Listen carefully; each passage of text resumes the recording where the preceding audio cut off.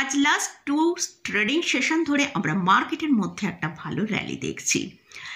নিফটির মধ্যে খুব ভালো র্যালি এসেছে। আজকেও নিফটি আমরা দেখলাম 207 point positive, bank Nifty 137 point এবং সেন্সেক্স 609 পয়েন্ট পজিটিভে ক্লোজ দিয়েছে। এছাড়াও আমরা মিড ক্যাপ এবং স্মল ক্যাপ ইন্ডেক্সে লাস্ট 3 ট্রেডিং সেশন ধরে আমরা একটা পজিটিভে ক্লোজ পাচ্ছি। তো মিড ক্যাপ ইন্ডেক্স আজকে 179 পয়েন্ট পজিটিভে। মিড ক্যাপ ইন্ডেক্সে কিন্তু আরও ভালো র্যালি এসেছিল। মিড ক্যাপ ইন্ডেক্স আজকে প্রায় 49,812 পর্যন্ত হাই তৈরি করেছিল, কিন্তু ক্লোজিং টাইমে আমরা সেটা অনেকটা নিচের দিকেই ক্লোজিং পেয়েছি। তো যাই হোক, তো মিড ক্যাপ ইন্ডেক্স 179 পয়েন্ট পজিটিভে এবং স্মল ক্যাপ ইন্ডেক্স 200 পয়েন্ট পজিটিভে ক্লোজ হয়েছে। তো আগামীকাল নিফটি ব্যাংক নিফটি কীরকম মুভ করবে সেটা নিয়ে আলোচনা করব। এর সাথে সাথেই আমার ওয়াচ লিস্টে 3টে স্টককে রেখেছি, সেই 3টে স্টক নিয়েও আপনাদের সাথে ডিসকাস করব। তাহলে চলুন ভিডিওটা শুরু করা যাক। ভিডিও শুরু করার আগে বলি, চ্যানেলে যদি ফার্স্ট টাইম ভিজিট করে থাকেন তাহলে অবশ্যই চ্যানেলটা সাবস্ক্রাইব করে নেবেন আর পাশে থাকা বেল আইকনটা প্রেস করে রাখবেন। আমি ভিডিও আপলোড করার সাথে সাথে আপনাদের কাছে ভিডিওটা পৌঁছে যাবে। তো গতকাল আমি আপনাদের সাথে সামার সিজনের কিছু স্টক নিয়ে ডিসকাস করেছিলাম। আজকে আমরা দেখেছি সেই সব স্টকের মধ্যে কিন্তু খুব ভালো র্যালি এসেছে, সেটা ভোল্টাসই হোক, বরুণ বেভারেজ হোক বা আম্বার এন্টারপ্রাইজ হোক, প্রত্যেকটা স্টকের মধ্যে কিন্তু খুব ভালো র্যালি আমরা দেখেছি। তো যাই হোক, আজকের ভিডিওয়ে যে আলোচনা আছে সেটায় আসা যাক। তো আজকে আমরা নিফটির মধ্যে দেখলাম লাস্ট 2টো ট্রেডিং সেশন ধরে একটা শানদার র্যালি দেখতে পেলাম। তো এই এতটা র্যালি কেন এলো? দেখুন, মার্কেট কিন্তু লাস্ট 5 মাস ধরে একটা নেগেটিভে ক্লোজ দিচ্ছে, যেটা 28 বছর পর আমরা দেখলাম। এছাড়াও আমরা যদি নিফটির যে লাস্ট 19টা ট্রেডিং সেশন চলেছে তার মধ্যে 18টা ট্রেডিং সেশন নিফটিকে আমরা নেগেটিভে ক্লোজ পেয়েছি। এর সাথে সাথেই আমরা এফআইসদের দেখেছি কন্টিনিউ সেলিং হয়েছে। তারা কিন্তু তাদের যে সেলিং করেছে এখনও সেলিং করছে, কিন্তু তার ভলিউমটা তারা অনেকটা কমিয়ে দিয়েছে। আর ডিআইসরা তারা হিউজ ভলিউমে এখন মার্কেট থেকে বাই করছে। এইসবের জন্যই আমরা কিন্তু লাস্ট এই 2টো ট্রেডিং সেশনের মধ্যে নিফটিকে দেখলাম 450 পয়েন্ট পজিটিভে ক্লোজ হয়েছে। এরই সাথে সাথে আমরা দেখতে পাচ্ছি ডলার ইন্ডেক্সের দাম কমেছে এবং অয়েলের দাম প্রায় এখন 3 বছরের যে নিচের যে প্রাইস সেখানে ট্রেড করছে।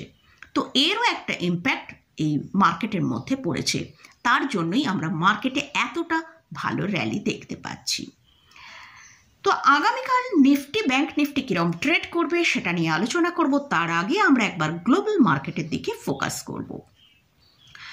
আমরা তো যদি দেখি ইউএস মার্কেটে ডাউনসনের ফিউচার এবং ন্যাসড্যাকের ফিউচার দুটোই কিন্তু নেগেটিভে ট্রেড করছে।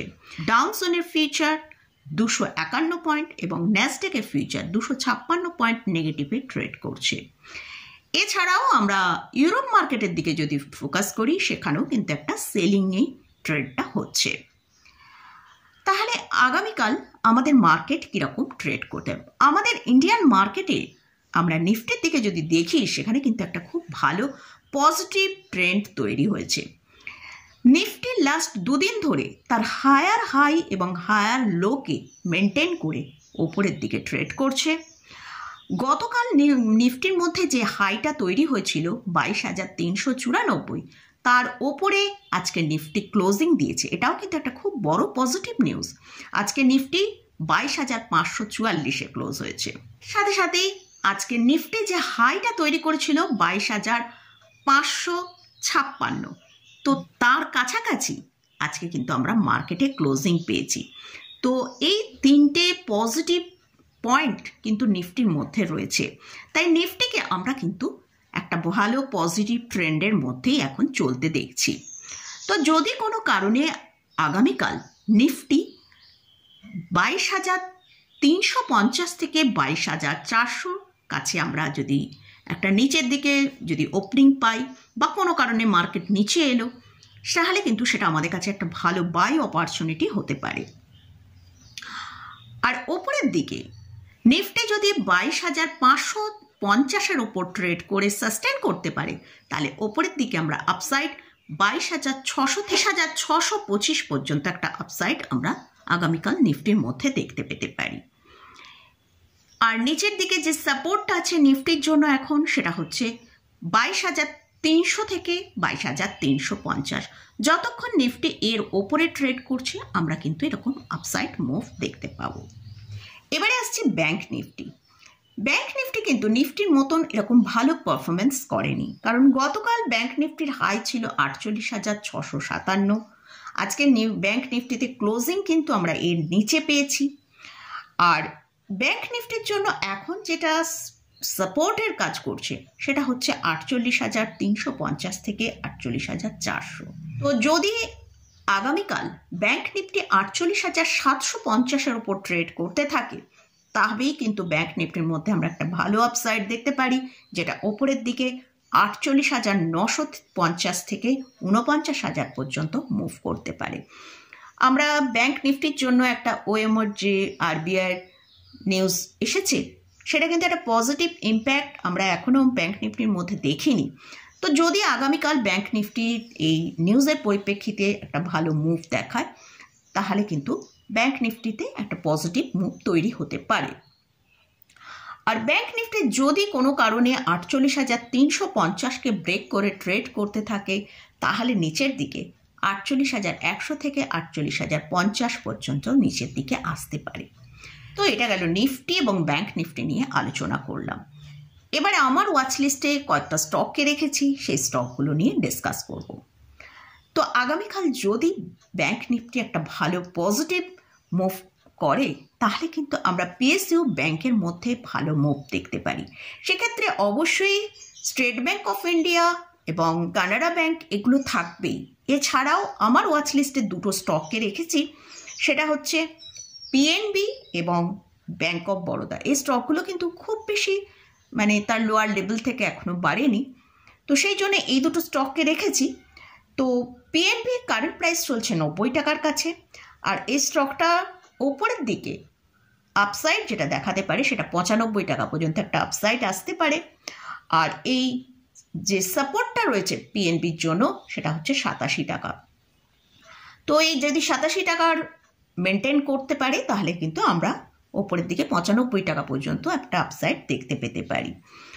আর নেক্সট হচ্ছে bank of Baroda. Bank of বরোদার মধ্যে তবু কিছুটা মুভ এসছে। ব্যাংক অফ বরোদা আজকে 207 টাকায় ক্লোজিং দিয়েছে। তো এই স্টকটা ওপরের দিকে 213 টাকা পর্যন্ত মুভ আসতে পারে। যদি এর এই সাপোর্ট 195 থেকে 196 এই জায়গাটা একটা সাপোর্ট আছে, স্ট্রং সাপোর্ট আছে, এই সাপোর্টটা মেনটেন করতে পারে তাহলে কিন্তু স্টকটার ভেতরে একটা ভালো আপসাইড আসতে পারে, যেটা ওপরের দিকে 213 টাকা পর্যন্ত। আর লাস্ট যে স্টকটা নিয়ে আলোচনা করছি সেটা হচ্ছে এনটিপিসি। এনটিপিসির কারেন্ট প্রাইস চলছে 325 থেকে 30-এর কাছাকাছি। স্টকটা হয়তো বেশ কিছুটা ওপরের দিকে আপসাইড দেখাতে পারে, সেটা হচ্ছে 355 থেকে 360 টাকা পর্যন্ত একটা আপসাইড আসতে পারে। তো এই স্টকের জন্য যেটা সাপোর্ট আছে 310 টাকার কাছে একটা সাপোর্ট আছে। যদি এই সাপোর্টটা মেনটেন করতে পারে তাহলে কিন্তু স্টকটা উপরের দিকে 360 টাকা পর্যন্ত একটা মুভ করতে পারে। তবে প্রত্যেকটা স্টকের ক্ষেত্রে সাপোর্টটা আমি এই কারণেই বলছি, যদি সাপোর্ট ব্রেক করে তাহলে কিন্তু স্টকগুলোর ভেতর ভালো সেলিং আসতে পারে। তো এই স্টকগুলো আমার ওয়াচ লিস্টে রেখেছি, আপনারাও ওয়াচ করতে পারেন। তো তাই জন্যই আপনাদের সাথে আমি শেয়ার করলাম। তবে এই স্টকগুলো আমি কিন্তু কোনো রকম কোনো বাই রেকমেন্ডেশন করছি না, জাস্ট ওয়াচে রাখার জন্যই এই স্টকগুলো আপনাদের সাথে শেয়ার করলাম। তো আজকের ভিডিওয়ে ইন্ডেক্স নিয়ে আলোচনা করলাম, বিভিন্ন স্টক নিয়ে ডিসকাস করলাম।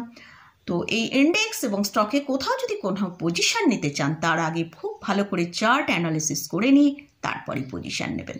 তো মোটামুটি আজকের মতন ভিডিওটা এখানেই শেষ করছি। ভিডিওটা যদি ভালো লাগে অবশ্যই লাইক করবেন, শেয়ার করবেন, সাবস্ক্রাইব করবেন। ধন্যবাদ।